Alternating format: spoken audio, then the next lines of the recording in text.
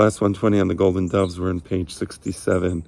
Freedom, Language, and Negativity. The section entitled Freedom and Creation. Freedom of choice. We're talking about Bechira Chofshit, free will. Is connected with the biblical idea of creation ex nihilo. That's interesting. So you have creation ex nihilo. Rambam explains, and this is one of the Yesodot HaEmunah of Am Yisrael, is that there was complete nothingness. Before Bereshit, there was nothingness, right? There was not just nothing in the sense of no physical world, but there were no rules, there was no science, there was nothing. Yesh me'ayin, beri'ah yesh me'ayin. Biblical creation is an act of pure volition. So if there was nothingness, why would God create the world? I mean, there was nothing compelling him to create because all there was God. So God was perfectly free. So what did he create? Bechira Chofshit, right? Be'almali berach kir'uteh. Kir'uteh means kirsono. God creates the world freely and volitionally, right? Accordingly, causality is the effect, not the ground of creation.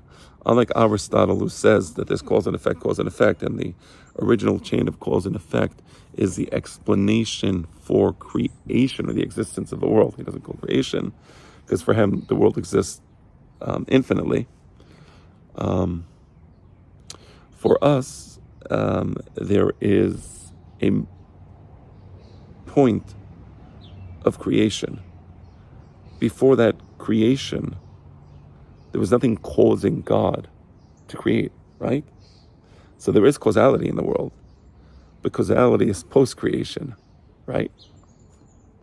That's a main point of difference between Rambam and Aristotle. That for Aristotle, causality is the reason for creation. So causality is a given, and in the context of causality, there is a universe.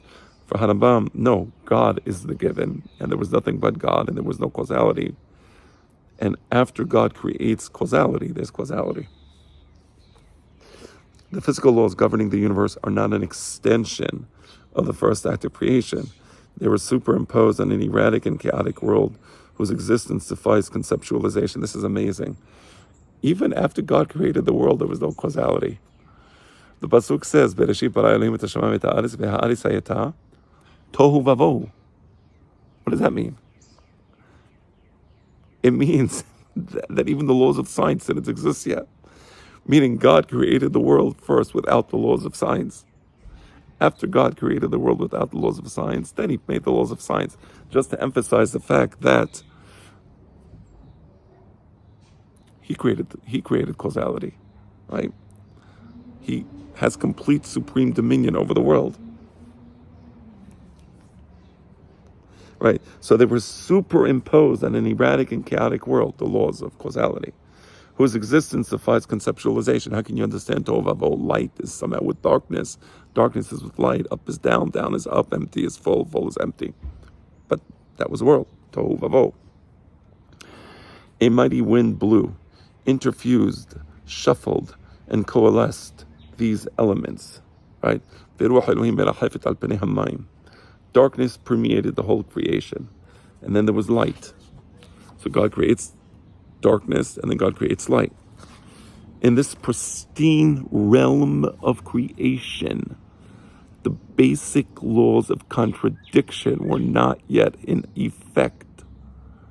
Wow.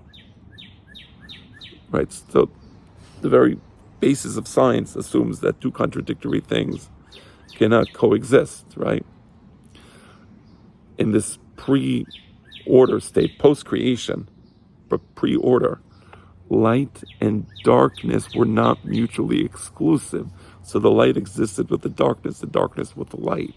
Up was down, down was up, right? Right was wrong, wrong was right. I mean, they bypassed each other without crossing. Wow. Light did not shrink darkness, and darkness did not dim light, right? Only at a latter stage God separated between light and darkness. Then the Pasuk says, Vayavdel Elohim ben ha'or u'ben ha'choshech. It means before that, there was no Hevdel, right? So all these distinctions that we have in science, right? Science is based upon distinctions. It's this, but it's not that, right? So all these distinctions, they didn't exist. There was no science. Post-creation, that's a hidush. Likewise, the rest of the physical laws were established by God, right? Miracles bear witness that God altered the physical laws, may change them at His will. That's the whole idea of a nes. A nes is predicated upon the fact that God is the creator of these rules. He didn't need these rules to create the world. He chose to. So He can choose to suspend the rules, right? At the metaphysical level, creation ex nihilo means that there is no ontological relation between God and His creation. I'm just going to stop here. I know it's a short class, but think about these ideas, right? That there's pre-creation where all there is God and God's will, and He chooses to create. There's post-creation but pre-order where God, choosing to create, creates a universe, but the universe is not governed by scientific rules or science as we know it. And even the most fundamental law of science, the law of contradiction, didn't exist.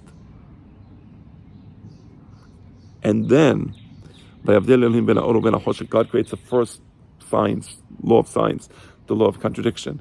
Light is not darkness, darkness is not light. They have to be separated. And that's the omik of atachonantanu that we say Mosai Shabbat, because the most fundamental thing about creation, and Mosai Shabbat is the beginning of creation, right? Yom Rishon, Yom Echad. So we think about creation. What is the most fundamental thing?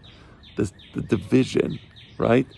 The unwinding of the different strands of existence and giving each strand its place and its rules, right? Gevul samta bal ya'aborun. There's a boundary. That's post-order. So there's pre-creation, there's creation, pre-creation, there's pre-creation, there's creation, so post-creation, but pre-order, and then there is post-order, and then there is the rest of the creations.